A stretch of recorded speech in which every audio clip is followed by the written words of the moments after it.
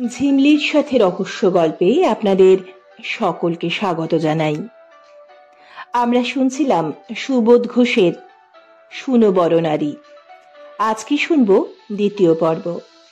গিরিডিতে doctor Himadri Shekhar Dutta homeo Himu নামেই পরিচিত। তাকে সকলে হেমু বা হেমুদা বলেই ডাকে।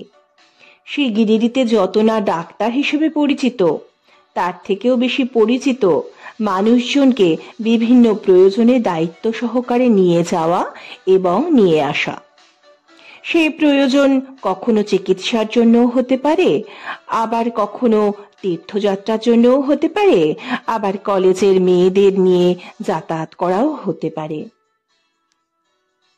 গিরিডির সকলের সুখ দুঃখের খবর রাখে হিমু বা হোমিও হিমু, কিন্তু তার সুখ দুঃখের খবর কেই বা রাখে। একদিন হঠাৎ হিমু চমকে উঠল যখন তাকে একজন হিমাদ্রি বাবু বলে সম্বোধন করল। চলুন শুনি দ্বিতীয় পর্ব। আদালত থেকে বাড়ি ফিরে এসে চারুবাবু বললেন, নওল কিশোর বাবু বললেন হিমু নামে একটা লোক আছে যার উপর এরকম একটা কাজের দায় অনায়াসে ছেড়ে দেওয়া যায়, বেশ ডিপেন্ডেবল, আর একটা ডাক দিলেই ছুটে চলে আসে। বীরু আর নীরু একসঙ্গে হেসে চেঁচিয়ে ওঠে, হোমিও হিমু, হোমিও হিমু। চারুবাবু আশ্চর্য হন। তার মানে? যুথিকাও হাসে। লোকটার পুরো নাম হিমাদ্রি শেখর দত্ত। লোকটা নাকি হোমিওপ্যাথি ডাক্তারি করে। চারুবাবু বললেন, কই, এ শহরে এরকম কোনো ডাক্তারের নাম তো কখনো শুনিনি। যুথিকা বলল, লোকটা সত্যি ডাক্তারি করে না, মাস্টারি করে, গণেশবাবুর ছেলে মেয়েদের পড়ায়। চারুবাবু বললেন, লোকটাকে তুই চিনিস নাকি? যুথিকা বলল, দেখেছি, ওর নামে মজার মজার অনেক গল্প শোনা যায়। চারুবাবু বললেন, দেখে কিরকম মনে হয়? ছ্যাচর ট্যাচর নয় তো? না, তবে একটু ইডিওটিক মনে হয়। যুথিকা বলল, তাহলে মন্দ নয়, তাহলে লোকটাকে ডাকতে হয়, চারুবাবু বললেন। যুথিকার মা ব্যস্ত হয়ে বলেন, ডাকতে হয় আবার কি, ডেকে ফেলো, আর একটুও দেরি করা উচিত নয়। ডাকতে দেরি হয়নি। হিমু দত্তকে ডেকে আনবার জন্য ব্যস্তভাবে চলে গেল ড্রাইভার, এবং মাত্র আধ ঘন্টা পরে ড্রাইভারের সঙ্গে ব্যস্তভাবে চলে এলো হিমু দত্ত। চারুবাবু বলেন, তুমি ড্রাইভারের কাছ থেকেই সব শুনেছ বোধ হয়? হিমু, হ্যাঁ। চারুবাবু বললেন, আজই এই সন্ধ্যার ট্রেনেই রওনা হতে হবে। হিমু বলল, যে আগে। শুনেছি তুমি খুব ডিপেন্ডেবল আর ডিউটি সম্বন্ধে খুব সজাগ, চারুবাবু বললেন। হিমু বিনীতভাবে হাসে। আপনাদের সামান্য একটু উপকার করব, এর জন্য মিছিমিছি কেন এত প্রশংসা করছেন? চমকে ওঠেন চারুবাবু। উপকার? উপকার করতে বলছে কে তোমাকে? হিমু দত্ত অপ্রস্তুত হয় আর চুপ করে তাকিয়ে থাকে। চারুবাবু বলেন, আমার ধারণা তোমার দৈনিক রোজগার 2 টাকার বেশি হয় না, কি বলো? হিমু বলে, তা বটে, মাসে 60 টাকার মতো হলে দিন 2 টাকাই তো দাঁড়ায়। পাটনা যেতে আর ফিরে আসতে তোমার 3টে দিন লাগবে, চারুবাবু বললেন। আগে হ্যাঁ, সুতরাং তোমার 3 দিনের কাজের কামাই হিসাব করে ধরলে তোমার রোজগারে 6 টাকার ক্ষতি হয়। হিমু হাসে, হিসেব করলে তাই হয়, কিন্তু সত্যি ক্ষতি হয় না। তার মানে? ছেলে পড়াবার কাজে 2-3 দিন কামাই করলে কেউ আমার মাইনে কাটে না, হিমু জানালো। ওসব কথা আমাকে বলে লাভ নেই, পরে কি করে বা না করে সেসব নিয়ে আমি মাথা ঘামাই না। আমার কথা হলো, বলতে বলতে দেওয়ালের দিকে একবার তাকিয়ে নিয়ে চারুবাবু বললেন, এই 6 টাকা তুমি পাবে, তাছাড়া তোমার খোরাকি বাবদ দিন আরো 2 টাকা, অর্থাৎ 6 টাকা 6 টাকা 12 টাকা। হিমু বলে, না। যুথিকার মা বলেন, বেশ তো, না হয় 2 টাকা আরো বেশি পাবে। হিমু বলল, না, চারুবাবু তার চশমার ফাঁক দিয়ে কঠোরভাবে হিমু দত্তের মুখের দিকে তাকিয়ে বলেন, আমার কাজের দরকারটাকে তুমি ব্ল্যাক মার্কেট মনে করলে নাকি হে? এতক্ষণ স্থির হয়ে দাঁড়িয়ে চারুবাবুর মুখের দিকে তাকিয়ে কথা বলছিল হিমু। এইবার মুখ ঘুরিয়ে দরজার দিকে তাকায় এবং তাকিয়েই দেখতে পায় এই মুহূর্তে পাটনা রওনা হবার জন্য ব্যস্ত হয়ে উঠেছে যে মেয়ের জীবন, সেই মেয়েই দরজার কাছে দাঁড়িয়ে দরাদরির ভাষাগুলি শুনছে। ভুরু কুঁচকে তাকিয়ে আছে যুথিকা ঘোষ। হিমু দত্তের চতুর অবাধ্যতার উপর বিরক্তি আর ঘৃণার আক্রোশ যেন কোনো মতে চেপে রেখেছে যুথিকা। লোকটা একটুও ইডিয়ট নয়। মানুষের বিপদের উপর দর হেঁকে টাকা আদায়ের কায়দা খুব ভালো করেই রপ্ত করেছে লোকটা। কিন্তু সত্যি কি চলে যেতে চাইছে লোকটা? দরজার দিকে পা বাড়িয়ে দিয়েছে কেন? যুথিকা ডাক দেয়, বাবা। ডাকটা আর্তনাদের মতো শোনায়। যুথিকা ঘোষের জীবনের আশার অভিসার ব্যর্থ করে দেবার ক্ষমতা পেয়ে গিয়েছে হিমু দত্ত নামে চতুর পয়সা লোভী এই লোকটা। ওকে এই মুহূর্তে সন্তুষ্ট না করতে পারলে, ওকে রাজি করাতে না পারলে যুথিকা ঘোষের জীবনও যে আশার পথে এগিয়ে যেতে পারবে না। যুথিকা ঘোষের ডাকের অর্থ বুঝতে দেরি করেন না চারুবাবু। হিমু দত্তের দিকে তাকিয়ে ডাক দেন, শোনো তবে। ডাক শুনে মুখ ফেরায় হিমু এবং শোনবার জন্যই প্রস্তুত হয়। চারুবাবু বলেন, তোমাকে মোট 30টা টাকা পারিশ্রমিক দিচ্ছি। হাত ছেড়ে এবং নিশ্চিন্ত হয়ে হিমু দত্তের দিকে তাকান চারুবাবু এবং সেই মুহূর্তেই চমকে ওঠেন। কোনো কথা না বলে আস্তে আস্তে হেঁটে দরজার দিকে চলে যাচ্ছে হিমু দত্ত। চেঁচিয়ে ওঠেন চারুবাবু, এ কে? তুমি একটা কথাও না বলে এ কি রকমের অভদ্রতা? হিমু দত্ত থমকে দাঁড়ায় এবং শান্তভাবে হাসে, আমি টাকা নিই না স্যার। চারুবাবু বললেন, তার মানে? এমনি শুধু একটা বাতিকের জন্য? লোকের দরকারে আমি এমনিতেই একটু একটু খেটে উপকার করি স্যার, হিমু জানালো। চারুবাবুর জীবনের একটা অহংকারের স্তম্ভকেই যেন একটা ভয়ানক ঠাট্টার আঘাতে কাঁপিয়ে আর নাড়িয়ে দিয়েছে হিমু দত্ত। ছটফট করে বারবার এদিক ওদিক তাকাতে থাকেন চারুবাবু। কোথা থেকে পৃথিবীর সবচেয়ে বাজে একটা লোক এসে চারুবাবুর মতো শুদ্ধ অহংকারের গৌরবে গরিয়ান এক মানুষের একটা দরকারের সুযোগ পেয়ে যেন তার চুল ধরে মাথাটাকে টেনে নিচু করে দিচ্ছে। কারো উপকারের পরোয়া করেন না, কারো ধার ধারেন না যে মানুষ, সে মানুষকে আজ হিমু দত্তের মতো একটা ইডিয়টের অহংকারের বাতিকের কাছে হাত পেতে ঋণ চাইতে হবে। গলার ভিতর যেন ধুলো ঢুকেছে। জোরে একবার কেশে নিয়ে এবং মাথাটাকে একটু হেঁট করে বিড়বিড় করেন চারুবাবু, বেশ, তবে তাই হোক, টাকা নিও না। হোমিও হিমুর জীবনের একটা মূর্খ বাতিকের কাছে মাথা হেঁট করতে বাধ্য হয়েছেন চারুবাবু, কিন্তু চারুবাবুর এই আহ্বানের মধ্যে হৃদয়ের অভিনন্দন নেই। যেন একটা আক্রোশ অনিচ্ছা সত্ত্বেও শুধু দায়ে পড়ে বাধ্য হয়ে হিমু দত্তের উপকার সহ্য করতে রাজি হয়েছে। মানুষকে অপমান করবার আগে অহংকারের মানুষ নিজের পায়ের জুতোর দিকে তাকাতে গিয়ে ঠিক এই রকম মাথা হেঁট করে।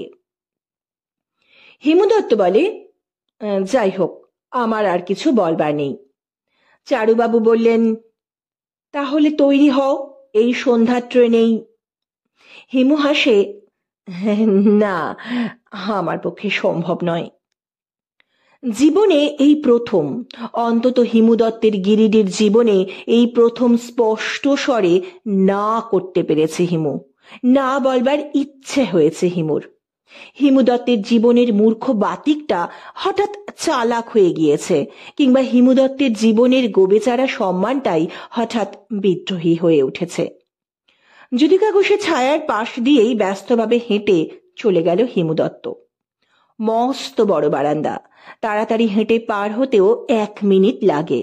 হনহন করে হেঁটে চলে যেতে থাকে হিমু এবং ফুলের টবের সারি পার হয়ে সিঁড়ির কাছে এসে দাঁড়াতেই পিছনের ডাক শুনে থমকে দাঁড়ায়। হিমাদ্রি বাবু! পিছন থেকে ডাক দিয়েছে যুথিকা ঘোষ। ডাকতে ডাকতে একেবারে কাছে চলে এসেছে। হিমাদ্রি বাবু! ডাকটা যে একটা কপট স্তুতি। এই ডাকের পিছনে চারু ঘোষের মেয়ে যুথিকা ঘোষের জীবনের একটা দরকারের তাগিদ মুখ টিপে হাসছে। সত্যি তাই কি? যুথিকা ঘোষের মুখের দিকে তাকিয়ে কিছু বোঝা যায় না, বুঝতে পারে না হিমু। শুধু বোঝা যায় হিমু দত্তের এই বিদ্রোহকে যেন কোনো মতে শান্ত করবার জন্য যুথিকা ঘোষের উদ্বিগ্ন চোখের মধ্যে একটা চেষ্টা ছটফট করছে। যুথিকা বলে, আপনি রাজি না হলে আমার আজ পাটনা রওনা হবার কোনো উপায় নেই, আর আজই রওনা না হতে পারলে ভয়ানক ক্ষতি হয়ে যাবে হিমাদ্রি বাবু। বেশ তো বেশ তো, ঠিক আছে, কিছু ভাববেন না, আপনি তৈরি হয়ে নিন। বলতে বলতে এবং বোধ হয় মনের মধ্যে একটা নতুন বাতিকের তাড়নায় বিচলিত হয়ে ফুলের টবের কাছে আস্তে আস্তে ঘুরে বেড়াতে থাকে হিমু দত্ত।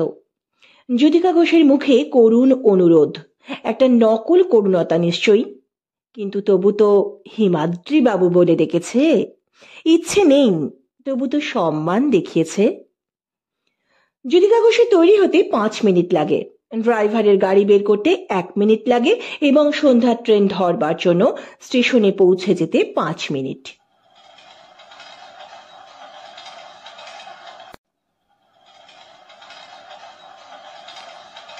জগদীশপুর পার হয়ে গেল ট্রেন। মাঝে মাঝে ফুলের নার্সারি আর রাঙামাটির মাঠের এদিকে ওদিকে ছোট ছোট শালের কুঞ্জ। ট্রেনে বসে ফুলের নার্সারি আর শালকুঞ্জের দিকে চোখ পড়লেও যুথিকা ঘোষের মনের মধ্যে পাটনার ছবি ফুরফুর করে। ট্রেনটা ছুটতে ছুটতে দুপাশের ফুলের নার্সারির বাতাসকে বুকের ভিতরে টানছে। গোলাপের গন্ধে মাঝে মাঝে ভরে যাচ্ছে ট্রেনের কামরা। কিন্তু যুথিকা ঘোষের কল্পনাকে নিকটের ওই গোলাপের গন্ধ বোধহয় স্পর্শ করতে পারে না। হিমু দত্তের মুখের দিকে তাকায়নি যুথিকা ঘোষ, শালকুঞ্জগুলিকে দেখেও দেখতে পায়নি। মধুপুরে পৌঁছতে ট্রেনটার বেশ দেরি হয়ে যাবে বলে মনে হচ্ছে। পথের মাঝে হঠাৎ থেমে গিয়েছে ট্রেনটা।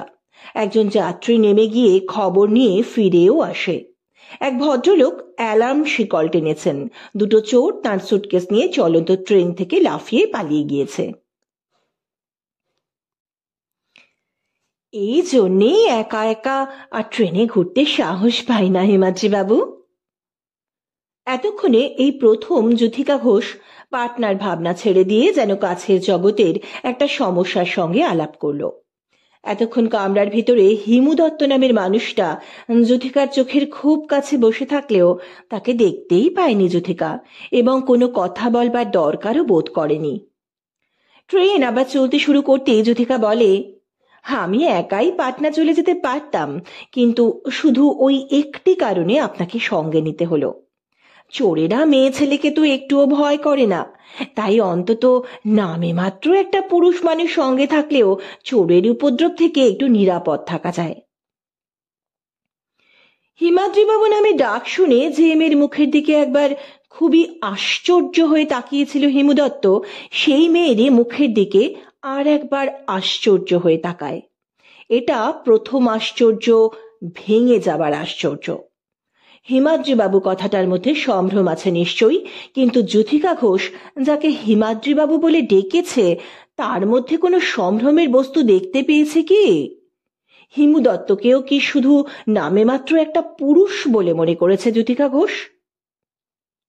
বেশিক্ষণ নয়, কয়েকটি মুহূর্ত মাত্র, আর বেশি সময় লাগেনি এই প্রশ্নেরও একটি পরিষ্কার উত্তর পেয়ে যায় হিমু দত্ত। যুথিকা তার হাত ঘড়ির দিকে তাকিয়ে বলতে থাকে, তাই আপনাকে সঙ্গে নিতে হলো। চারু ঘোষের মেয়ের জীবনে একটা কাজের দরকারে শুধু পাটনা পৌঁছে দেওয়ার জন্য তার পিছনে একটা নামে মাত্র পুরুষ হয়ে একটি বা দুটি দিনের জন্য একটা অস্তিত্ব রক্ষা করতে হবে যাকে, তাকেই হিমাদ্রি বাবু বলে ডেকেছে যুথিকা। কিন্তু এমন ডাক ডাকবার কি প্রয়োজন ছিল?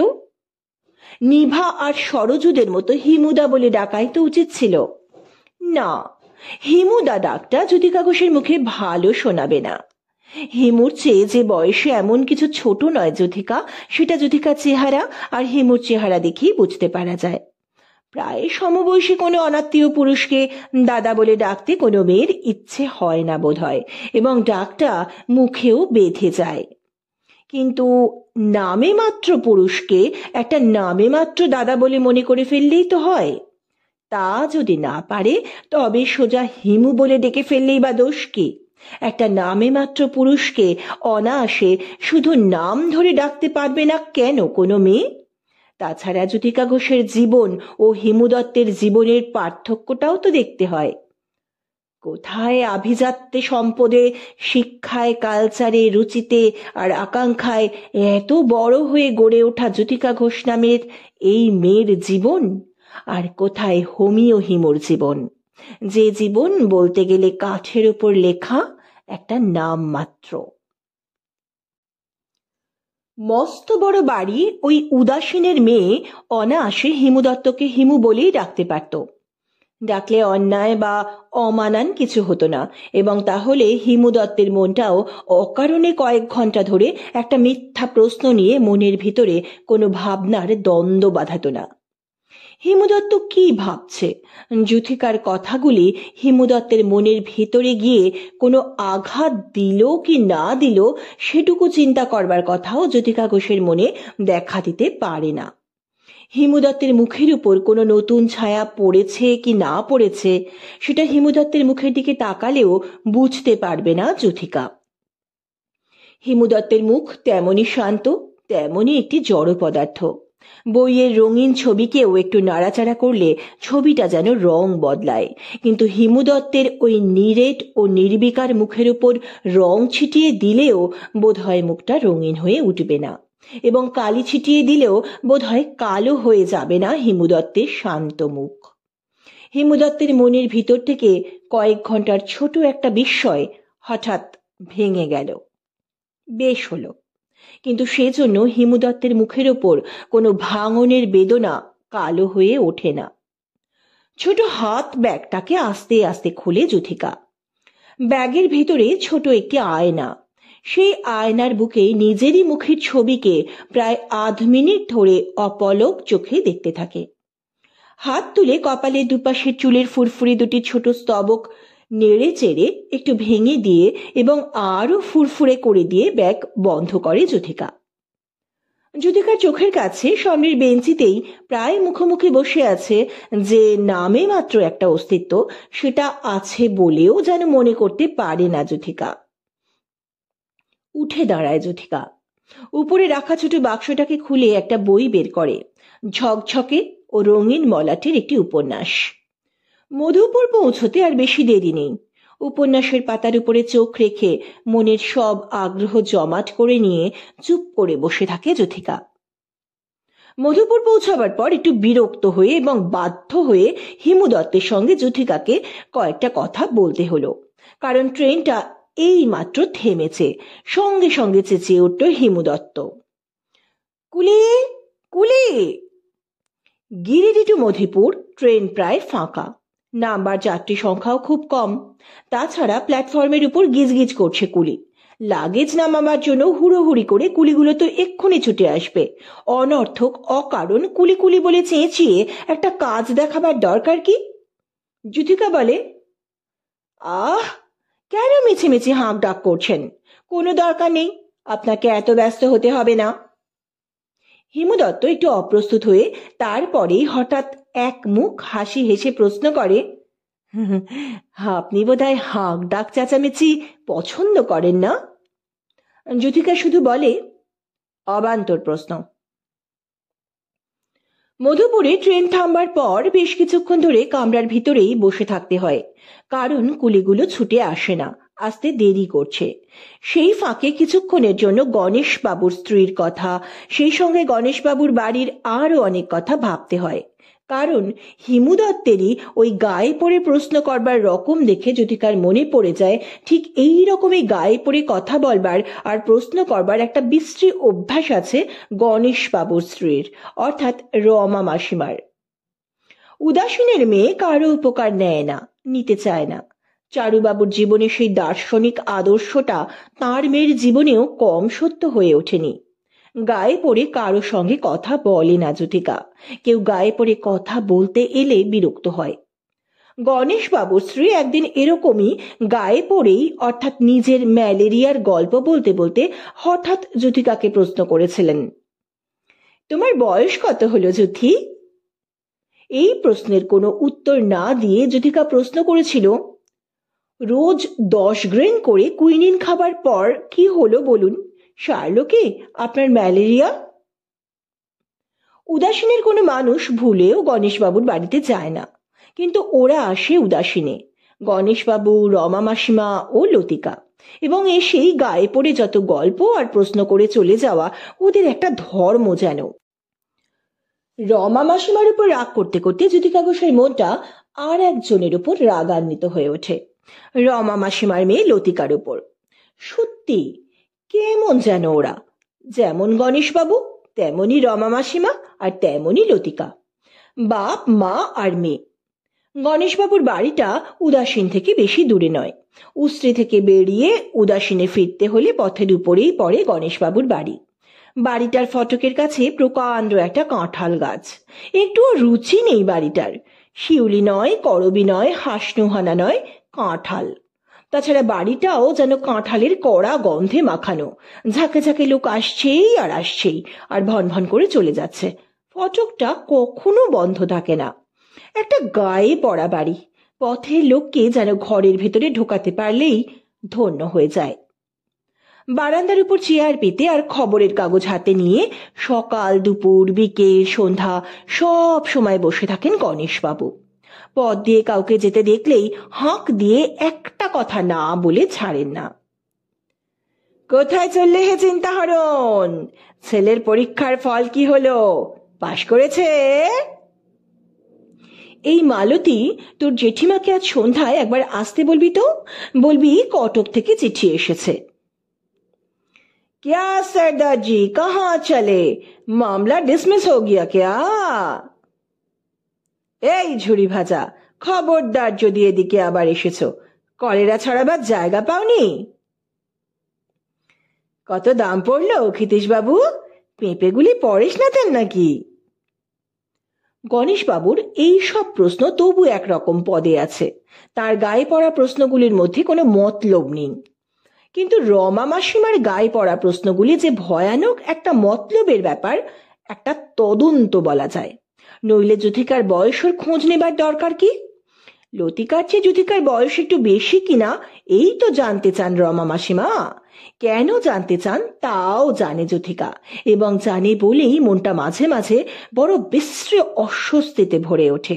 তখন রাগ হয় আর একজনের ওপর, যার চোখের সামনে দাঁড়াবার জন্য গিরিডি থেকে পাটনা ছুটে চলেছে জ্যোতিকা। নরেনও যে লতিকাকে চেনে এবং লতিকার সঙ্গে কয়েকবার দেখা হয়েছে, আলাপও হয়েছে নরেনের। পাটনাতে থাকবার কোনো দরকার হয় না লতিকার, কারণ পড়া ছেড়েই দিয়েছে লতিকা। তবু বছরের মধ্যে প্রায় 6 মাস পাটনাতেই থাকে লতিকা। বছরে প্রায় 8-10 বার পাটনা থেকে গিরিডি আর গিরিডি থেকে পাটনা করছে। লতিকার বড়দা পাটনাতেই থাকে আর ডাক্তারি করে। কোনো দরকার নেই, তবু বারবার গিরিডি থেকে পাটনা যাওয়া আর পাটনাতে থাকা যেন দরকার হয়েছে লতিকার জীবনে। সন্দেহ করতে আর বুঝতে কি কোনো অসুবিধা আছে জ্যোতিকার? একটুও না। জ্যোতিকার মা বুঝেছেন, চারুবাবুও বুঝেছেন, এবং পাটনার মামিও বুঝেছেন। পাটনার মামি অনেকবার স্পষ্ট করে জ্যোতিকার মাকে লিখেছেন, কোনো সন্দেহ নেই কুসুমদি, আপনাদের পড়শি গণেশবাবু আপনাদের শত্রু হয়ে উঠেছে। গণেশবাবুর স্ত্রীটি আরো সাংঘাতিক বলে মনে হচ্ছে। সে বস্তুটি নিজে পাটনাতে এসে গর্দানিবাগে নরেনের বাড়ি গিয়ে নরেনের সঙ্গে আলাপ করে এসেছে। লতিকার সঙ্গে নরেনের বিয়ে দেওয়ার জন্য ওরা কি ভয়ানক উঠে পড়ে লেগেছে আপনি ধারণা করতে পারবেন না। সাধ্যে কি লতিকার? সব খবর জেনেও মনে মনে হাসে যুথিকা। যেমন নরেনকে তেমনি নরেনের মনের ইচ্ছাকেও চেনে যুথিকা। সেখানে ঘেঁষবার সাধ্যি কারও নেই। লতিকার ডাক্তার দাদা নরেনকে তোষামত করে যত নিমন্ত্রণই করুক না কেন, আর লতিকা যতই স্টাইল করে সেজে নরেনের চোখের সামনে এসে হেসে হেসে কথা বলুক না কেন, তবু একটা অস্বস্তি। লতিকা যে এখন পাটনাতেই আছে, নরেনও পাটনাতেই আছে। ভাবতে গিয়ে যুথিকা ঘোষের মনের সঙ্গে শরীরটাও যেন ছটফট করে ওঠে। কি ব্যাপার? সামনের পৃথিবীটাকে এতক্ষণে চোখে পড়েছে, তাই প্রশ্ন করতে পেরেছে যুথিকা। কি বলছেন? প্রশ্ন করে হিমু। কুলি আসেনি এখনো? না। কেন? কুলিরা আজ স্ট্রাইক করেছে। চমকে ওঠে যুথিকা। তাহলে কি উপায় হবে? আগে জিনিসপত্র নামাবে কে, আর পাটনার গাড়িতে তুলে দেবেই বা কে? এ তো আচ্ছা বিপদ দেখছি। স্টেশনের বাতাস একটা আগন্তুক ট্রেনের ইঞ্জিনের তীব্র চিৎকারের শব্দে চমকে ওঠে। যাত্রীর হুড়োহুড়ি শুরু হয়। পাটনা যাবার ট্রেন ইন করেছে। চেঁচিয়ে ওঠে যুথিকা। কি উপায় হবে হিমাদ্রি বাবু? এই ট্রেনে যদি উঠতে না পারি তবে পাটনা গিয়ে আর লাভই বাকি। যুথিকা ঘোষের হতাশার বেদনা ওর উদ্বিগ্ন চোখ দুটোকে বোধহয় এখনই জলে ভরিয়ে দেবে। বড় বেশি ছল ছল করে চোখ দুটো। বাঙ্কের উপর থেকে যুথিকার বেডিং আর বাক্সটাকে হিড় হিড় করে টেনে কাঁধের উপর তুলে নিয়ে হিমু দত্ত বলে, চলুন। রাতও হয়েছে, ট্রেনে ভিড়ও খুব। ফার্স্ট ক্লাসের কামরাও যাত্রীর ভিড়ে ঠাসা। ভিড় একটু কম এমন কামরা খুঁজতে খুঁজতে সময়ও পার হয়ে গেল। গার্ডের আলোর সংকেত জ্বলে উঠতেই তাড়াতাড়ি একটা ভিড়ে ঠাসা কামরার ভিতরে উঠবার চেষ্টা করতে হলো। দুলে উঠেছে ট্রেন। জানালা দিয়ে বাক্স আর বেডিং কামরার ভিতরে ছুঁড়ে ফেলে দিল হিমু। যাত্রীর ধমক খেল হিমু। দরজার হাতল ধরে কামরার ভিতরে পা এগিয়ে দিয়ে উঠে পড়ল যুথিকা। তারপর পিছন থেকে হিমু দত্ত। সঙ্গে সঙ্গে চমকে ওঠে যুথিকা ঘোষ। সর্বনাশ! কি হলো? শান্ত হিমু দত্ত যেন চমকে উঠে প্রশ্ন করে। নিজের একটা পায়ের দিকে তাকিয়ে ফিস ফিস করে যুথিকা ঘোষ। একটা স্যান্ডেল নিচে পড়ে গেল। যুথিকা ঘোষের এক পায়ের এক পাটে স্যান্ডেলের দিকে তাকায় হিমু দত্ত। সোনালি জরির কাজ করা লাল মখমলের স্যান্ডেল। তারপরে মুখ ফিরিয়ে প্ল্যাটফর্মের দিকে তাকায় এবং সঙ্গে সঙ্গে চেঁচিয়ে ওঠে হিমু, ওই যে! তারপর হিমু দত্তকে আর দেখতে পায় না যুথিকা। বুক দূর দূর করে যুথিকার। লোকটা সত্যিই যে জুতোটাকে আনবার জন্য নেমে পড়েছে, আর ট্রেন যে এখন বেশ গড়গড়িয়ে চলতে শুরু করেছে। কামরার ভিতরে বসবার জায়গা ছিল না। স্তব্ধ হয়ে এক পাশে ঠায় দাঁড়িয়ে ট্রেনের দোলানির সঙ্গে কাঁপতে থাকে যুথিকা। লোকটা সত্যি আবার গাড়িতে উঠতে পারবে তো? জুতোটাকে কুড়িয়ে আনবার জন্য লোকটাকে কোনো হুকুম, কোনো অনুরোধ করেনি, এমনকি চোখের ইঙ্গিতেও কোনো নির্দেশ দেয়নি যুথিকা। আশ্চর্য! একটু ভয় ডরের বোধও নেই লোকটার। যুথিকার একটা খালি পায়ের দিকে তাকালো, তারপরেই একটা লাফ দিয়ে নিচে নেমে গেল। যুথিকা ঘোষের আতঙ্কিত শরীরের কাঁপুনি আর বুকের দুরু দুরু হঠাৎ থেমে যায়। কামরার দরজার বাইরে পাদানির উপর একটা মূর্তি। আবার লাফ দিয়ে গাড়িতে উঠতে পেরেছে লোকটা। দরজা ঠেলে কামরার ভিতর ঢুকেই যুথিকা ঘোষের পায়ের কাছে জুতোটাকে ফেলে দিয়ে কামরার চারদিকে তাকায় হিমু দত্ত। সত্যি, ন স্থানং তিল ধারণং। হিমু চিন্তিতভাবে কামরার এদিকে আর সেদিকে তাকাতে থাকে। তাই দেখতে পায় না চারু ঘোষের মেয়ে যুথিকা ঘোষ একটা হাঁপ ছেড়ে কিরকম করে হাসছে, আর হিমু দত্তকেই কি একটা কথা বলতে চেষ্টা করছে। ধন্যবাদ জানাবার জন্য চেষ্টা করছিল যুথিকা, কিন্তু লোকটা যে একবারও মুখের দিকে তাকাচ্ছেই না। ধন্যবাদ জানাবার সুযোগই পায় না যুথিকা, এবং আবার চুপ করে দাঁড়িয়ে ট্রেনের দোলানির সঙ্গে দুলতে থাকে। ফার্স্ট ক্লাসের কামরার ভিতরে জীবনে কোনোদিন ঢোকেনি হিমু দত্ত। ফার্স্ট ক্লাসের মানুষগুলিকে দেখতেও বোধহয় একটু ভয় ভয় করে। গাড়ির মধ্যে মহিলা ও শিশুর সংখ্যাই বেশি। শিশু মহিলারা টান হয়ে শুয়ে আছেন। ওদের কাছে গিয়ে কোনো অনুরোধ করবার সাহস পায় না হিমু দত্ত। পুরুষেরা সবাই কামরার মেঝের উপর রাখা বাক্স আর বেডিং এর উপর বসে আছেন। এদের অনুরোধ করবার কোনো অর্থ হয় না। শুধু ওই ট্রাউজার পরা ভদ্রলোক যদি অনুরোধ করলে শুনবে কি? একজন মহিলা দাঁড়িয়ে আছেন, এই অবস্থাটা চোখে দেখিয়ে দিয়ে যদি ওই ভদ্রলোককে একটু ছোট হয়ে বসতে অনুরোধ করা হয়, তবে ভদ্রলোক একটু ছোট হয়ে বসতে এবং একটু জায়গা ছেড়ে দিতে রাজি হবে কি? ভদ্রলোকের পরনে ট্রাউজার, তাই আরো হতাশ হয়ে যায় হিমু দত্ত। দেখতে পায় যুথিকা। ট্রাউজার পরা ভদ্রলোকের কাছে গিয়ে কি যেন বলছে হিমু দত্ত। বুঝতে পারে যুথিকা একটু আরাম করে বসবার জন্য জায়গা খুঁজছে হিমু দত্ত। নো নো, সঙ্গে সঙ্গে খেঁকিয়ে ওঠেন ট্রাউজার পরা ভদ্রলোক। হিমু বলে, আমি না, আমার জন্য বলছি না। যুথিকার দিকে চোখ পড়ে ভদ্রলোকের এবং সেই মুহূর্তে ব্যস্ত হয়ে আছোয়ানো শরীরটাকে গুটিয়ে আর পা নামিয়ে পাশে আধ পরিমাণের একটা জায়গা তৈরি করেন। তারপর সাগ্রহ স্বরে হিমুকে বলেন, আসতে বলুন ওকে, যথেষ্ট জায়গা আছে। যুথিকাকে এগিয়ে আসবার জন্য এবং ট্রাউজার পরা ভদ্রলোকের পাশে খালি জায়গাটিতে বসবার জন্য হাত তুলে ইঙ্গিত করে হিমু দত্ত। যুথিকা ঘোষ একটু আশ্চর্য হয়। তারপরই ছোট্ট একটা ভ্রুকুটি করে যুথিকা মাথা নেড়ে আপত্তি জানিয়ে আবার সেই রকমই এক ঠায় দাঁড়িয়ে ট্রেনের দোলানির সঙ্গে তুলতে থাকে। মাথা নেড়ে আপত্তি করতে গিয়ে যুথিকা ঘোষের মনের ভিতরে অদ্ভুত রকমের একটা রাগের ঝাঁঝও যেন তপ্ত হয়ে উঠেছে। ভুরু কুঁচকে চোখ দুটো ছোট করে হিমু দত্তের মুখের দিকে একবার তাকিয়ে নিয়ে আবার মুখ ফেরায় যুথিকা। মুখটাও লালচে হয়ে ওঠে। ট্রাউজার পরা ভদ্রলোকের এই বেহায়া উদারতার রকম দেখে রাগ করেছে কি যুথিকা? কত ব্যস্ত হয়ে যুথিকাকে পাশে বসাবার আশায় কত খুশি হয়ে সরে বসেছেন আর জায়গা করে দিয়েছেন ভদ্রলোক। কিন্তু পরের উপকার নেওয়া পছন্দ করে না যে মেয়ে, তার পক্ষে রাগ হবারই কথা। কিন্তু রাগ করে হিমু দত্তের মুখের দিকে তাকায় কেন যুথিকা? চারু ঘোষের মেয়ের মনে এ আবার কোন রকমের ভুল? একজন অচেনা ভদ্রলোকের গা ঘেঁষে বসবার জন্য যুথিকা ঘোষকে ইশারা করেছে হিমু দত্ত। এমন ইশারা করতে পারলো হিমু দত্ত? একটুও বাদল না।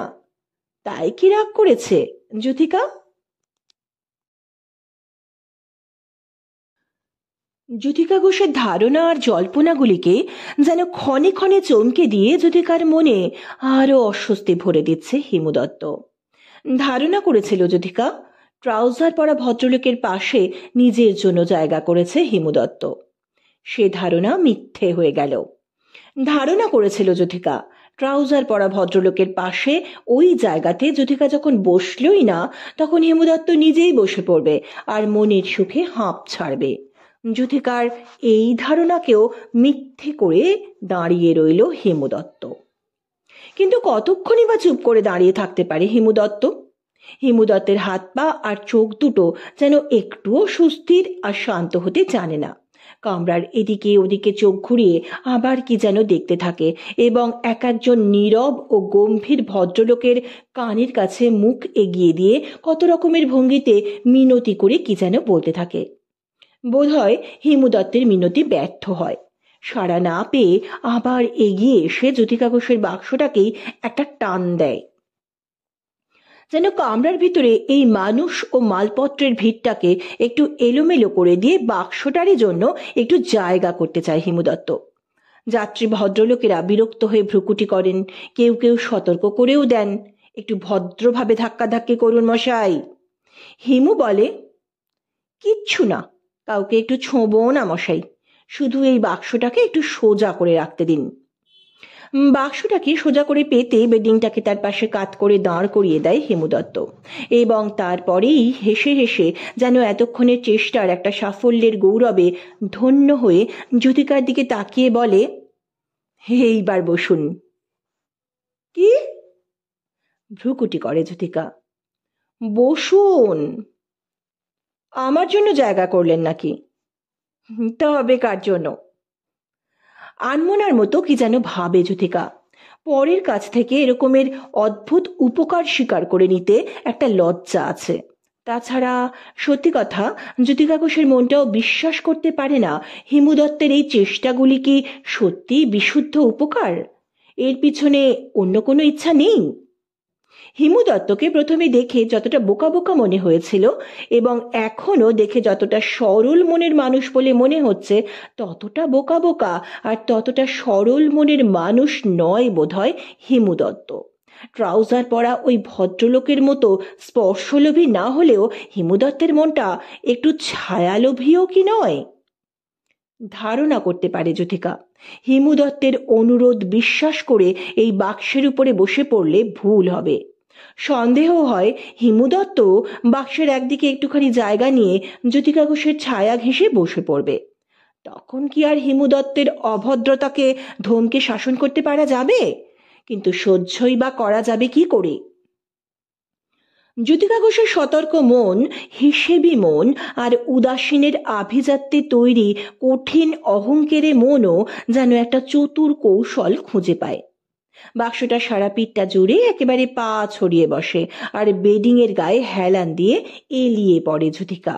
জ্যোতিকার গায়ের ছায়া ঘেঁষে বসবার আর একটুও জায়গা নেই।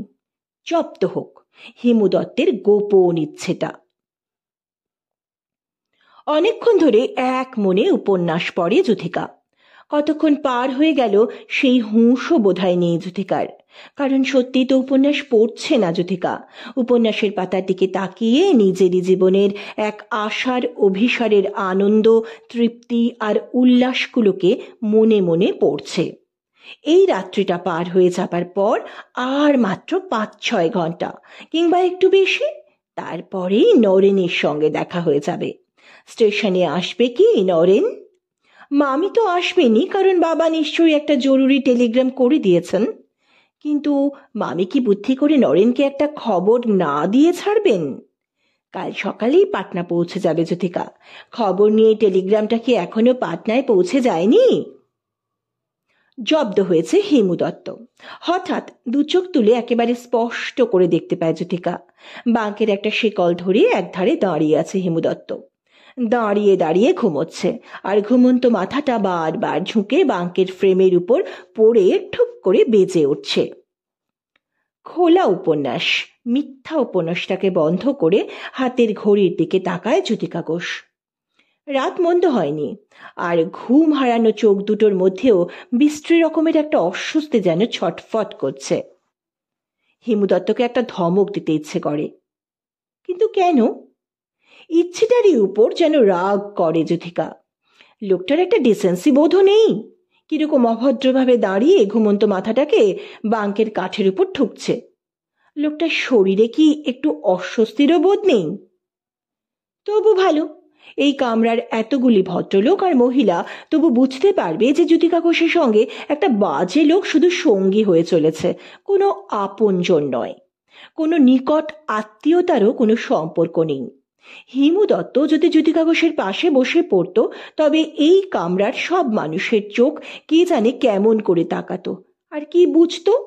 ওই যে শিখ মহিলা বারবার কেমন সন্দেহ ভরা চোখ নিয়ে একবার জ্যোতিকার মুখের দিকে আর একবার হিমু দত্তের মুখের দিকে তাকাচ্ছেন, উনি বোধহয় কোনো সন্দেহ না করে একেবারে বিশ্বাস করে ফেলতেন যে এক বাঙালি ছোকরা তার, ছি, যা নয় তাই বিশ্বাস করে ফেলতেন ওই শিখ মহিলা। ট্রেন থেমেছে, এটা জোসিডি। বেশ কিছুক্ষণ ট্রেনটা থেমে থাকবে। মা বলে দিয়েছেন রাত বেশি করিস না, জোসিডি পৌঁছেই খাবার খেয়ে এক কাপ চা খেয়ে নিবি। খাবারের বাক্সটাকে পাশেই দেখতে পায় জ্যোতিকা, এবং হাত বাড়িয়ে খাবারের বাক্সটাকে কাছেও টেনে নেয়। কতগুলি লুচি আর সন্দেশ, এই তো খাবার। কিন্তু এতগুলি লুচি আর এতগুলি সন্দেশ কি জীবনে কোনোদিনও একসঙ্গে খেয়েছে জ্যোতিকা?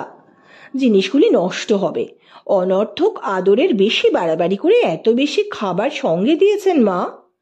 আশ্চর্য, মা যেন জ্যোতিকাকে একটা খিদের রাক্ষসী বলে মনে করেন। না, পাটনা পৌঁছতে পৌঁছতে খাবারগুলি নিশ্চয়ই নষ্ট হবে না। মামির ছেলে অরুণ আছে, মামির মেয়ে ধীরা আছে, বাসি লুচি সন্দেশ খুশি হয়ে খাওয়ার মানুষ মামির বাড়িতে আরও আছে। খাবারের বাক্সের ভিতর থেকে অয়েল পেপারের একটা ছোট কৌটো বের করে নিয়ে তার উপর গুনে গুনে 4টে সন্দেশ আর 4টে লুচি রাখে যুথিকা। খাবারের বাক্স বন্ধ করে আবার পাশে রেখে দেয়। খিদেও পেয়েছে বেশ। একটা সন্দেশ মুখের ভিতর ফেলতেই চমকে ওঠে যুথিকা। চা চাই নিশ্চয়ই, চেঁচিয়ে উঠেছে হিমু দত্ত। যুথিকা ঘোষের খাওয়ার আনন্দটাকেও যেন চমকে দিয়ে যুথিকার মনের ভিতর আবার কতগুলি বিরক্তি আর অস্বস্তি ভরে দিল হিমু দত্ত। চা চাই নিশ্চয়ই, কিন্তু এত চেঁচিয়ে জিজ্ঞেস করবার কি আছে? কথাটা বলবার জন্য মুখ তুলেই দেখতে পায় যুথিকা হিমু দত্ত নেই। প্ল্যাটফর্মে নেমে পড়েছে এবং শোনাও যায় চেঁচিয়ে হাঁক দিচ্ছে হিমু দত্ত, এই চাওয়ালা ইধার আও। চায়ের পেয়ালা নিজেই হাতে নিয়ে দরজা ঠেলে কামরার ভিতরে ঢুকলো হিমু দত্ত এবং যুথিকা ঘোষের হাতের কাছে চায়ের পেয়ালা এগিয়ে দিল। কোনো কথা না বলে আর হিমু দত্তের মুখের দিকেও না তাকিয়ে চায়ের পেয়ালা হাতে তুলে নেয় যুথিকা ঘোষ। চায়ের পেয়ালায় চুমুক দেয় এবং তারপরেই কেমন যেন সন্দেহ হয়। হ্যাঁ, চোখ তুলতেই খোলা দরজা দিয়ে দেখতে পায় যুথিকা। দরজার কাছেই প্ল্যাটফর্মের উপর দাঁড়িয়ে আছে হিমু দত্ত আর হাতে একটা শালপাতা ঠোঙা ধরে পুরি তরকারি খাচ্ছে। 3 চুমুকে চা শেষ করে দিয়ে পেয়ালাটাকে পাশে রেখে দেয় যুথিকা। অয়েল পেপারের ওপর এখনো 4টে লুচি আর 3টে সন্দেশ পড়ে আছে, কিন্তু খাওয়া আর হলো না। যুথিকা ঘোষের হাতটা যেন রাগ করে একেবারে ক্ষিপ্ত হয়ে খাবার শুদ্ধ অয়েল পেপারের টুকরোটাকে দলা পাকিয়ে একটা আবর্জনার মতো একপাশে ফেলে রেখে দেয়। তারপরেই উপন্যাসের পাতা খুলে মনে মনে বুঝতে চেষ্টা করে অনেক রাত হয়েছে, খাবার না খাওয়াই ভালো। কিন্তু মিছিমিছি কিসের জন্য আর কার উপর এত রাগ হলো? চাওয়ালা আসে, পেয়ালা তুলে নিয়ে চলে যায়। চায়ের দামটা দিয়ে দেয় যুথিকা। হিমু দত্ত আবার কামরার ভিতর ঢোকে। যুথিকা ঘোষ প্রশ্ন করে, আপনার পুরি তরকারির দাম কত? ক আনা দিতে হয়েছে? হিমু বলে 6 আনা। 6 আনা পয়সা হিমুর হাতের দিকে এগিয়ে দেয় যুথিকা ঘোষ। হাত এগিয়ে দিয়ে হিমু দত্ত বেশ আগ্রহের সঙ্গে ব্যস্ত হয়ে 6 আনা পয়সা নিয়ে পকেটের ভিতর রাখে। যুথিকা বলে, পয়সা গুনে নিন। পকেট থেকে পয়সা বের করে আর গুনে নিয়ে হিমু বলে, ঠিক আছে। সামান্য কয়েকটা কথা এবং খুব অল্প কয়েকটা কথা, কিন্তু এটুকু কথা বলতেই যেন হাঁপিয়ে পড়েছে যুথিকা ঘোষ আর চোখ দুটো জ্বলছে। এখন মনে হয় এত অস্বস্তি ভোগ করে পাটনা যাবার কোনো দরকারই ছিল না। না হয় নরেন রাগ করে বোম্বাই চলে যেত, কিন্তু হিমু দত্ত নামে এই ধরনের অদ্ভুত লোকের সঙ্গে 1টা ঘন্টা এক জায়গায় বসে থাকাও যে একটা শাস্তি। বড় নীচ মনের লোক, এর কাছে কোনো সৌজন্য আর কোনো লজ্জা আশা করা বৃথা। লোকটা একটা প্রশ্ন করতেও জানে না। লোকটা যে যুথিকা ঘোষকেই নামে মাত্র একটা মেয়ে বলে মনে করেছে। জোসিডিতেই যাত্রীদের অনেকে নেমে গিয়েছে। একদিকের সিট একেবারে খালি হয়ে গিয়েছে, কিন্তু বুঝতে পারেনি যুথিকা এরই মধ্যে কখন বেডিংটাকে টেনে নিয়ে গিয়ে লম্বা সিটের উপর পেতে ফেলেছে হিমু দত্ত। হিমু হাসে, আহ, এবার আর কোনো অসুবিধে নেই, অনেক জায়গা, আপনি এবার টান হয়ে শুয়ে পড়ুন। কি বিশ্রী ভাষা! যুথিকা ঘোষের মতো বয়সের মেয়েকে অনায়াসে টান হয়ে শুয়ে পড়তে বলে, বলতে মুখে একটু সংকোচও নেই। হিমু দত্তের ভাষা সহ্য করতে আর ইচ্ছে হয় না, কিন্তু খোলা বেডিং এর দিকে এগিয়ে না যেয়েও পারে না যুথিকা। সত্যি যে টান হয়ে শুয়ে পড়তে ইচ্ছে করছে। এতক্ষণ কামরার ভিতর ভিড়ের চাপের মধ্যে বাক্সটার উপর বসে ধুকতে ধুকতে শরীরে ব্যথাও ধরে গিয়েছে। যুথিকা বলে, আমার ব্যাপার নিয়ে বেশি ব্যস্ত হবেন না, আপনি এবার একটু নিজের সুবিধা করে নিন। হিমু বলে, আমার ব্যাপার নিয়ে আপনি মিথ্যে ব্যস্ত হবেন না, আমার সুবিধা তো আমি করে নিচ্ছি। বাস্তবিক লোকটা একেবারে নিরেট, একটা ভালো কথারও সম্মান দিতে জানে না। হিমু দত্তের কথা শুনলে রাগ হয়, এটাও যে যুথিকা ঘোষের মনের একটা দুর্বলতা। হিমুর মুখের একটা কথার অর্থ নিয়ে এত চিন্তা করাই ভুল। হিমুর কথার মধ্যে এক ফোঁটাও ঘষা মাজা ভদ্রতা থাকবে এটা আশা করাও ভুল। হিমুর চোখের সামনে টান হয়ে শুয়ে পড়লেই বা কি আসে যায়। জ্যোতিকা ঘোষ রাগ করে ওর নিজেরই মনের রাগটার উপর। কিন্তু হিমু দত্ত বসবে কোথায়? লোকটা কি এখনো দাঁড়িয়ে থাকবে বলে মনে করেছে? সন্দেহ হয় জ্যোতিকার। আর বোধহয় দাঁড়িয়ে দাঁড়িয়ে ট্রেনের দোলানির সঙ্গে দুলতে দুলতে বাঙ্কের কাঠের উপর ঘুমন্ত মাথাটাকে ঠুকে ঠুকে কষ্ট পাওয়ার ইচ্ছে নেই হিমু দত্তের। হিমু দত্ত ক্লান্ত হয়েছে বলে মনে হচ্ছে, তাই বাধ্য হয়ে সন্দেহ করতে হয় এই সিটেরই একদিকে বসে পড়বে না তো হিমু দত্ত। কি বিপদ! বিছানার উপর টান হয়ে শুয়ে পড়তে গিয়েও চুপ করে বসে থাকে জ্যোতিকা। হিমু দত্তের কাণ্ডজ্ঞানের উপর ভরসা করা যায় না। হয়তো জ্যোতিকা ঘোষের পায়ের কাছেই বসে পড়বে। মাথার কাছে বসে পড়লেই বাকি। অস্বস্তি জ্বালায় জ্যোতিকা ঘোষের শরীরটা জ্বলবে আর ঘুমে দফারফা হয়ে যাবে। জ্যোতিকা ঘোষের মন যেন শক্ত হয়ে এই সন্দেহগুলিকে একেবারে তুচ্ছ করে আর মিথ্যে করে দিতে চায়। বসুক না হিমু দত্ত, মাথার কাছে কিংবা পায়ের কাছে, চোরা চাউনি তুলে কিংবা হাঁ করে জ্যোতিকা ঘোষের ঘুমন্ত চেহারাটার দিকে যত খুশি তাকিয়ে যা ইচ্ছা হয় ভাবুক না কেন লোকটা। রাত জেগে কাহিল হতে পারবে না জ্যোতিকা, শুয়ে পড়তেই হবে। হিমু দত্ত এমন মানুষ নয় যে ওর চোখে দু একটা চোরা চাহনিকে ভয় করতে হবে। টান হয়ে শুয়ে পড়ে জ্যোতিকা ঘোষ। হাত তুলে চোখ দুটোকে ঢাকে যেন উপরের কড়া আলোটার ঝলক চোখে না লাগে। এইবার যেন মনে প্রাণে একটা ঘুম প্রার্থনা করে জ্যোতিকা। রাতটা স্বপ্নের মধ্যে দুলতে দুলতে পার হয়ে যাক। নরেনের সঙ্গে লতিকার কি সত্যি দেখা হয়েছে এবার? অসম্ভব নয়। লতিকা কি নরেনকে কোনোদিন চিঠি লিখেছে? অসম্ভব নয়। নরেন কি লতিকার চিঠির কোনো উত্তর দিয়েছে? অসম্ভব।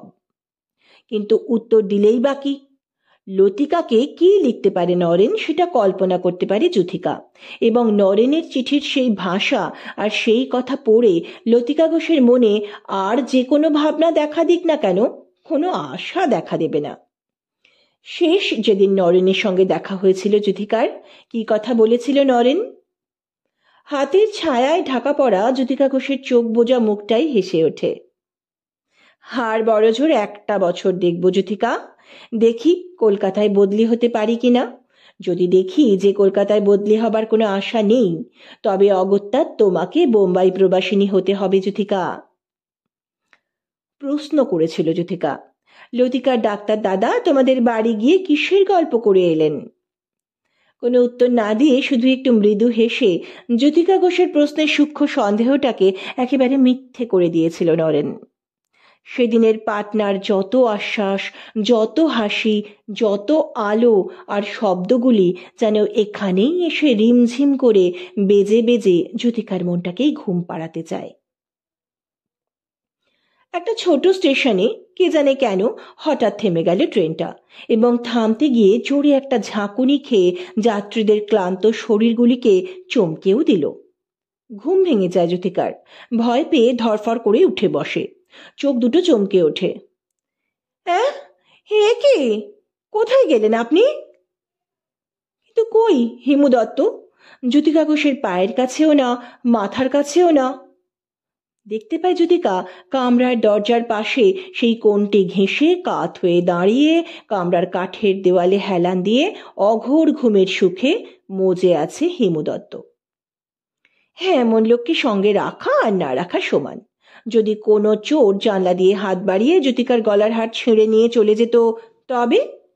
হিমু দত্তের দায়িত্ববোধ তো এই, জ্যোতিকা ঘোষকে অসহায় করে কামরার একদিকে ফেলে রেখে দিয়ে নিজে আর একদিকে গিয়ে দাঁড়িয়ে আছে আর ঘুমোচ্ছে। কিন্তু এসব আবার কি কাণ্ড? উপরের আলোটাকে কালো কাগজে ঠোঙা দিয়ে ঢেকে দিল কে? জ্যোতিকার গায়ের উপরের আলোয়ানটা মেলে দিল কে? তাহলে অনেকবার কাছে এসেছে, দেখেছে আর চলে গিয়েছে হিমু দত্ত। জ্যোতিকার ঘুমের আরামটাকে বেশ ভালো করে সাজিয়ে দিয়ে গিয়েছে। তবু ইচ্ছে করে বোধহয় জোর করে দূরে সরে গিয়ে একটা জেদের ভান করছে। কিন্তু কি মনে করে হিমু দত্ত, জ্যোতিকা ঘোষ একেবারে খাঁটি ভদ্রতার কায়দা অনুযায়ী ওকে কাছে বসে থাকতে অনুরোধ করবে, এবং সে অনুরোধ না করলেই একেবারে ওদিকে গিয়ে যেন কোনো সম্পর্কই নেই এই রকম একটা পোজ নিয়ে আর শুধু নিজেকে কষ্ট দিয়ে দিয়ে একটা কাণ্ড। হিমু দত্তের কাণ্ডগুলি সত্যিই অদ্ভুত। বেশ সূক্ষ্ম একটা একরোখা জেদ আছে মানুষটার। চোখ মেলে তাকায় হিমু। ব্যস্তভাবে জ্যোতিকার কাছে এগিয়ে আসে আর পকেট থেকে সোনার একটা হার বের করে জ্যোতিকার হাতের কাছে এগিয়ে দেয়। আপনার হাতটা গলা থেকে খুলে পড়ে গিয়েছিল, আপনি ঘুমের ঘোরে টের পাননি। খালি গলাটার উপর হাত বুলিয়ে ফ্যাল ফ্যাল করে তাকিয়ে আর হাত কাঁপিয়ে হাতটাকে হিমুর হাত থেকে তুলে নিয়েই গম্ভীর হয়ে যায় জ্যোতিকা। ছোট একটা ধন্যবাদ জানিয়ে হিমু দত্তকে এইবার সরে যেতে বললেই তো হয়, কিন্তু ধন্যবাদের ভাষা যেন জ্যোতিকার গলার ভিতরে আটকে গিয়েছে। তার কারণও মনের একটা অস্বস্তি, এবং যে অস্বস্তির মধ্যে একটা রাগের উত্তাপও আছে। ধন্যবাদ শুনতে চায় না, ধন্যবাদের জন্য কোনো লোভই নেই, পুরস্কার দাবি করে না, শুধু উপকার করবার জন্য একটা বাতিকের ঘোরে লোকের উপকার করে। এহেন লোকের সঙ্গে কথা বলাও যে একটা সমস্যা, কি বলবে বুঝতে পারে না জ্যোতিকা ঘোষ। সত্যি হাতটা নিজের থেকেই গলা থেকে খুলে নিচে পড়ে গিয়েছিল তো? চারু ঘোষের মেয়ের মন মানুষকে সহজে বিশ্বাস করবার মতো মনই নয়। বিনা স্বার্থে মানুষের উপকার করবার বাতিকটাও নিঃস্বার্থ বাতিক নয়। পৃথিবীর ভয়ানক চালাকেরা ভয়ানক বোকা সেজে থাকে, এ সত্যও জানা আছে জ্যোতিকা ঘোষের। উদাসীনের খুব বিশ্বস্ত একটা চাকর ছিল, রামটহল। মনে পড়ে রামটহলের সেই অতি সূক্ষ্ম ভালো মানুষই ছলনার ঘটনাটা। হঠাৎ একদিন একটা 10 টাকার নোট হাতে নিয়ে চারুবাবুর কাছে গিয়ে বলেছিল রামটহল, এটা কিসের কাগজ দেখুন তো বাবা, আপনার দরকারি কোনো কাগজ নয় তো? চারুবাবু আশ্চর্য হলেন এবং ছুঁ মেরে নোটটাকে রামটহলের হাত থেকে তুলে নিয়ে বললেন, না না, এটা একটা বাজে কাগজ, কোথায় ছিল এটা? রামটহল বলল, খাটের নিচে ঝাড়ু দিতে গিয়ে পেয়েছি। হিসাবে 10 টাকার গড়মিল কোনোদিন হয়নি। কোনোদিন 10 টাকার একটা নোট হারিয়েছে বলে মনেও পড়ে না চারুবাবুর। তবু বুঝলেন সত্যি ভুল হয়েছিল নিশ্চয়ই। ভুলক্রমে 10 টাকার একটা নোট নিশ্চয়ই কদিন আগে পকেটের ভিতর থেকে পড়ে গিয়ে থাকবে। যাই হোক, কিন্তু চাকরটা কি চমৎকার বেকুব, একেবারে প্রস্তর যুগের বুনো মানুষের মতো নিরেট একটা মূর্খ, 10 টাকার নোট পর্যন্ত চেনে না। তারপর থেকে চারুবাবু আদালত থেকে ফিরে এসে রোজই গায়ের কালো কোটটা খুলে রামটহলের হাতে দিতেন। রামটহলই কোটটাকে আলনার হুকে টানিয়ে রাখত। কোটের পকেটে তারা তারা নোট থাকতো, কিন্তু কোনো আশঙ্কা নেই, নিশ্চিন্তে ছিলেন চারুবাবু। ওই নোট রামটহলের কাছে অর্থহীন কতগুলো কাগজ মাত্র।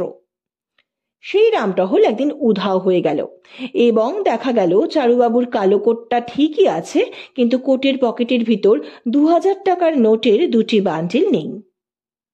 জ্যোতিকা ঘোষের গলার সোনার হার ফিরিয়ে দেওয়া রামটহলি কৌশলের মতো একটা মতলবের ব্যাপার নয় তো? ঘুমন্ত জ্যোতিকার গলা থেকে হাতটাকে নিজেই খুলে নিয়ে তারপর এইভাবে ফিরিয়ে দিয়ে চমৎকার সাধুতার একটা কীর্তি দেখিয়ে হিমু দত্তের এই বোকা বোকা চোখের মধ্যে ভয়ানক চালাক কিছু লুকিয়ে নেই তো? জ্যোতিকা ঘোষ বলে, কিন্তু ভাবতে আশ্চর্য লাগছে, হারটা খুলে পড়ে যাবে কেন? হিমু বলে, জানি না কেন খুলে পড়ে গেল, তবে ওই মহিলাকে জিজ্ঞাসা করে দেখতে পারেন। হিমু দত্ত সেই শিখ মহিলাকে দেখিয়ে দেয়। জ্যোতিকা বিরক্ত হয়ে বলে, ওই মহিলাকে কি জিজ্ঞাসা করতে বলছেন?